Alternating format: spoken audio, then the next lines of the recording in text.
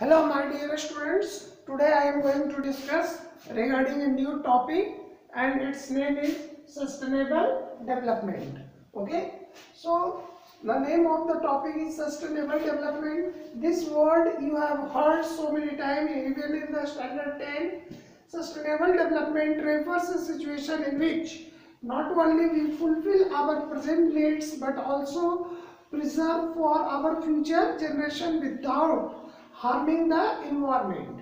So in a simple word we can say sustainable development explains that we try to fulfill our present needs. We also want to preserve for futures and we do not try to create any kind of harmful effect. Is it clear? And that is known as the sustainable development. Okay. So in this chapter we have to learn a lots of things. But first of all we will have to discuss about the features of sustainable development. So what are the features of sustainable development? So first feature is sustained rise in per capita income. So here the per capita income, it is related to real income, okay, and the economic welfare. So as we know that as the rise in per capita income, our living of a standard, our purchasing power, everything will increase. So this will be possible only if there is sustained rise in per capita income. So sustainable development aims at potential average quality of life for all the present and the future generations. Clear? So as much as the sustainable development will take place, economic welfare is possible and the national income starts to increase, because increase in goods and services, not because of rise in price. Here the goods and services increases due to rise in the quantity of goods and services. Clear? So sustained rise in per capita income always increases the quality of life of all the people, whether they are living in the present generations or for future generations. Second is the ability of future generation to meet their need. See here carefully, ability of future generation. So again and again I am telling you, so not only we fulfill our present needs but also we preserve for future generation. So here that is the another term, to meet their need. Clear? So sustainable development emphasizes or protecting the future generations. Is it clear? So it means that we should leave to the next generation a stock of quality of life, assets no less than what we have inherited.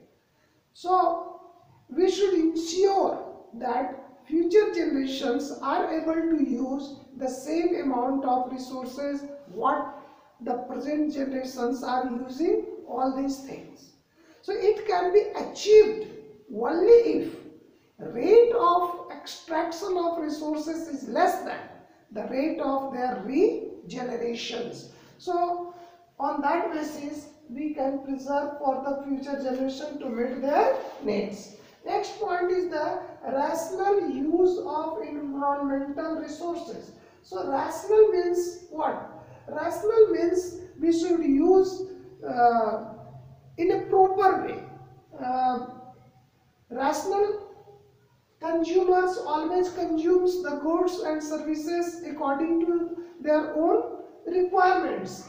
Here the wastage will be minimized. So rational use of environment resources is most important. So if we are using the resources in an efficient way, then it is known as rational use of environment resources. So this can be done only if regenerative capacity of the world's natural ecological system is preserved.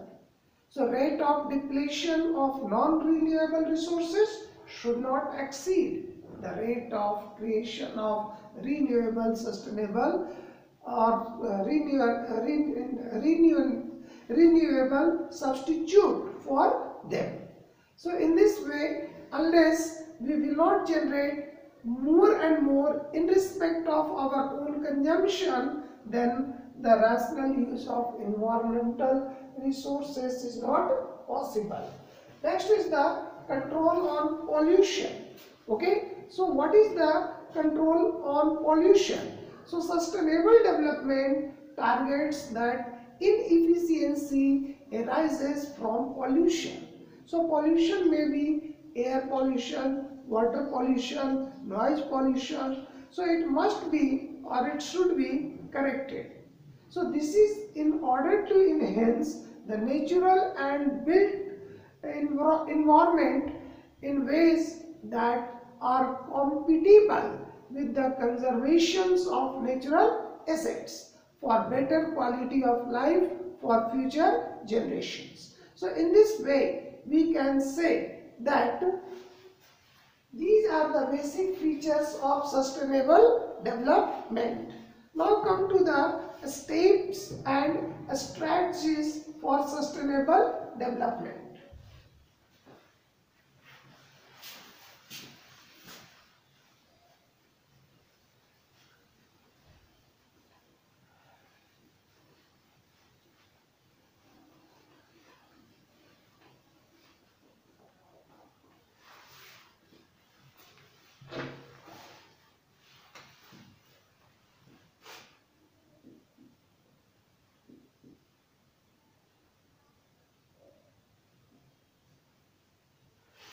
Strategies. Okay, strategies.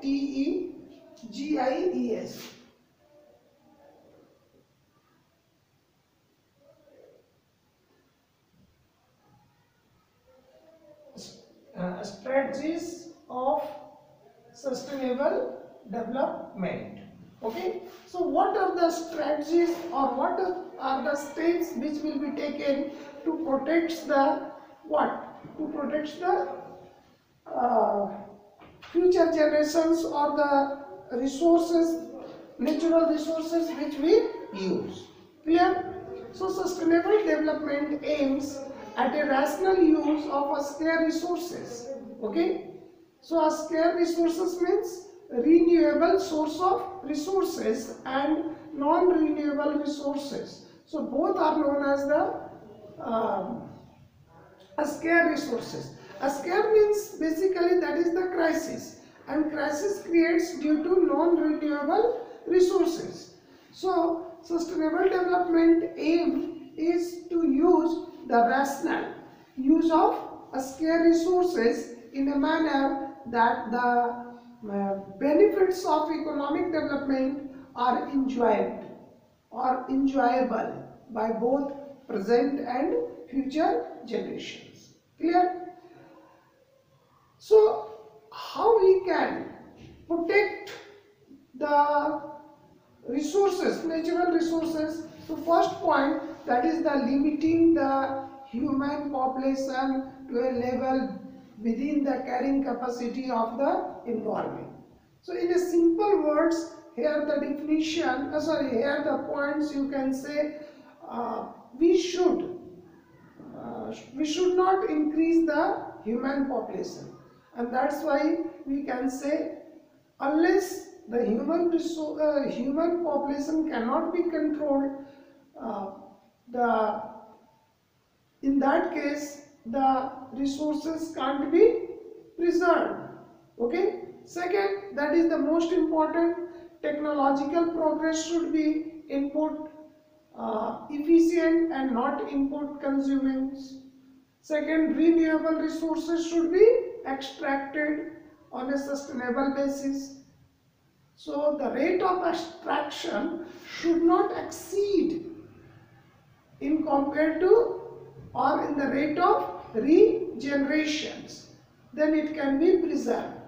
for non-renewable resources rate of depletion should not exceed in both the cases in respect of the creation of renewable substitute, and you can say that the inefficiencies arising from the pollution should be corrected. So whatever the features we have noted in case of sustainable development, that can be properly utilized, and in this way we can protect them. So except all these things, we can use some possible strategies to achieve the sustainable development in India. So first, that is the use of non-conventional source of energy. First, non-conventional source of energy. So here that is the term. What is the term? Non-conventional source of energy.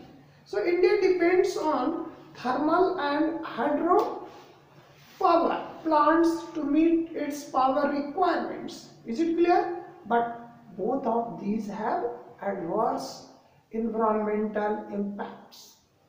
Thermal power plants emits large quantity of carbon dioxide, which creates the problem of greenhouse gas, and produce flash ash, which can use pollution or which can cause pollution of water bodies, land and other components of environment. If not, it will be used properly. So this is the main reason of problems. So it must be controlled, and we should use, in place of conventional source of energy, we should use non-conventional source of energy. Second point here we can take, that is the encouraging use of cleaner fuels.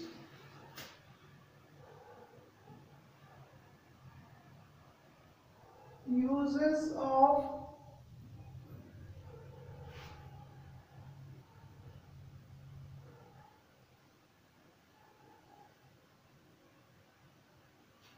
fuels. So uses of cleaner fuels. So what are the uses of cleaner fuels? So in the rural areas, you will find that the household generally use wood, dung cake and other biomass as fuels. So this consumption pattern has negative impact. Why it creates the negative impact? Due to deforestation, reduction in the green cover areas, air pollutions, etc. So to solve these problems, government should provide subsidized LPG, and our government, that is the Modi government, has also launched a program that is known as Ujjwala Yojana, not only in the rural areas but also in the urban areas. So LPG is a clean fuel. It reduces household pollution to a large extent. Energy waste is also minimum. In the rural areas, we should also use the gobar gas plant, which provides a kind of gas that is known as methane.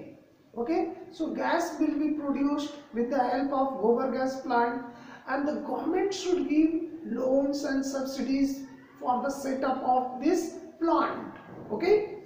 Another, you can take gobar gas plant function on the basis of cattle dung, which is fed to the plant and gas is produced, and basically it also helps to generate organic fertilizers and increases the fertility of the soil. So in this way, if we will use cleaner fuels, what will happen? That is the sustainable development may take place. Clear? Next is the wind power. That is the third point. It is the wind power or wind energy, you can also say. Okay? So wind power, that is the most important. Through the uses of high flowing wind, we can generate the electricity.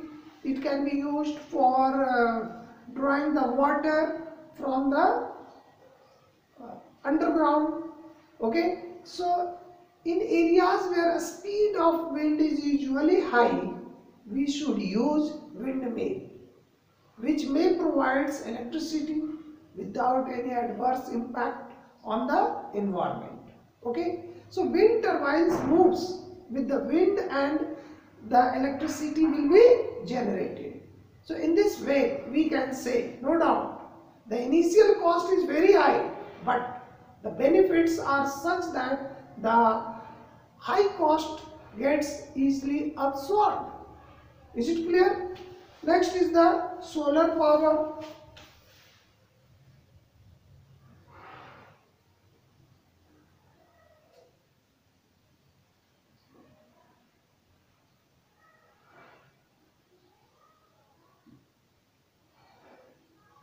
Solar power. Solar power generation, nowadays it is growing at a faster rate, and solar power basically generated through the photovoltaic cells. So India is naturally endowed with a large quantity of solar energy in the form of sunlight. We use it in different ways. For example, we basically dry our clothes, grains are also used, agriculture production products as well as various items made for daily use, and it can be possible due to uses of high photovoltaic cells. Clear? We should also use the sunlight to warm ourselves in winter. Plants use solar energy to perform photosynthesis. On that basis, we find that with the help of photovoltaic cells, solar energy can be converted into electricity. So these cells use a special kind of material to capture the solar energy and then convert the energy into electricity. So this technology is extremely useful for remote areas and for places where the supply of power through grid or power through the lines is either not possible or power is very costly. So this technique is also totally free from pollution. In a simple word, now we can say that the uses of photovoltaic cells is most important in the generation of energy, and basically in the generation of electricity. It is pollution free. Is it clear? Next is the hydel power. Hydel power plants.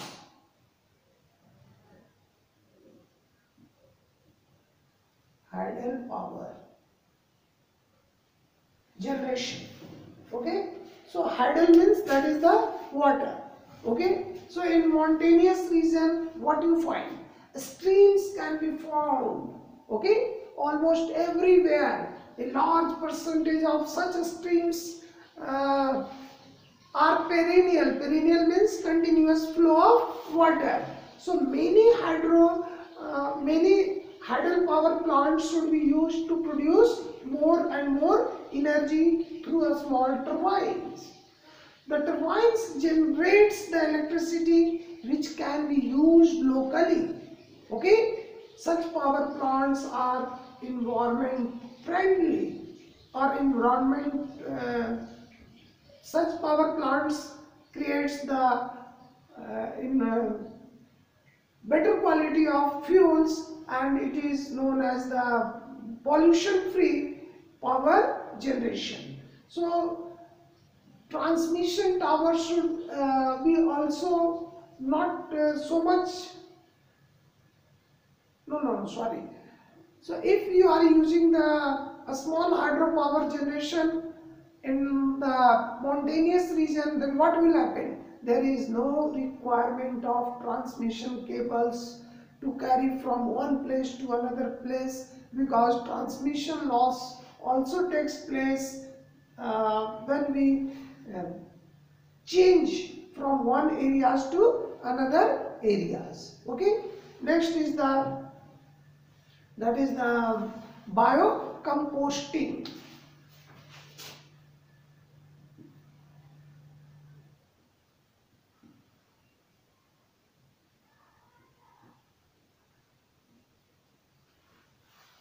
Biocomposting, is it clear? So what is biocomposting? So as we know that due to use of chemical fertilizers to enhance the agricultural productive, and we basically neglect the use of compost. So if we will use this compost in the conversion of organic matters, it is very useful for not only the productivity of the soil, but also organic matters should be widely used by the farmers, either to create the fertility of the soils, or it can be used for organic farmings also. So biocomposting is the most important. In a simple word, we can say we should use the biocompost in place of fertilizers. Okay, so unproductive lands where the contaminated water bodies are available, so this has led to increase the demand of irrigational facilities. As a result, what will happen? Number of farmers have become aware to use the compost made for organic farming or organic waste of different types. So it is also useful for the development of sustainable development. Okay, so these are the basic points. If you will go through the book, you will find that except these points, there are a number of steps by which we can develop the sustainable development. Here you can also mention regarding the traditional knowledge and practice, biopest controls. These are some more points which can be utilized in the writing form. So my dear students, you must go through the book to complete this chapter. Another topic I will discuss in the next video. Okay, thank you.